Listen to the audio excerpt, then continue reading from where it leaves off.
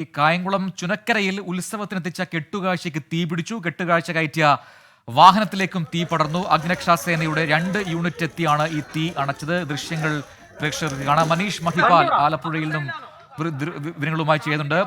മനീഷ്, ഈ കെട്ടുകാഴ്ചയ്ക്ക് എത്തിച്ച കെട്ടുകാള അതിനാണ് തീ പിടിച്ചത്.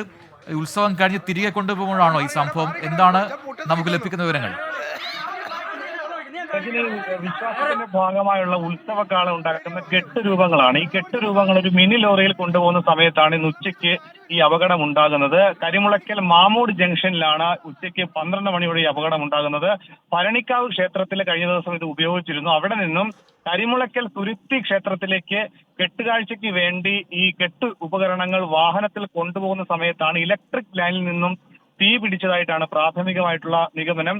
ഈ തീ പിടിച്ച സമയത്ത് വാഹനം പൂർണ്ണമായും കത്തി നശിച്ചു. ഉടൻ തന്നെ കായംകുളത്ത് നിന്ന് അഗ്നിരക്ഷാസേനയുടെ ആദ്യം ഒരു യൂണിറ്റ് എത്തി. പക്ഷേ തീ കെടുത്താൻ സാധിക്കാത്തതിനെ തുടർന്ന് മറ്റൊരു യൂണിറ്റ് കൂടി എത്തി.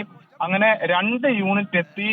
ഏറെ നേരത്തെ ശ്രമഫലത്തിന്റെ ഭാഗമായിട്ടാണ് തീ അണച്ചത്. പക്ഷേ പൂർണ്ണമായും ഈ മിനി ലോറിയും ഒപ്പം തന്നെ കെട്ടുരുപ്പടികളും കത്തി നശിച്ചിട്ട് മറ്റ് ആളപായമോ അല്ലെങ്കിൽ മറ്റ് നാശനഷ്ടങ്ങളോ ഈ വണ്ടിയും ഈ കെട്ടുപകരണങ്ങളും നശിച്ചതല്ലാതെ മറ്റ് നാശനഷ്ടങ്ങളും ഒന്നുമില്ല. ശരി, മനീഷ് മഹിപാലാണ് ആലപ്പുഴയിൽ നിന്ന് വിശദാംശങ്ങൾ നൽകിയത്.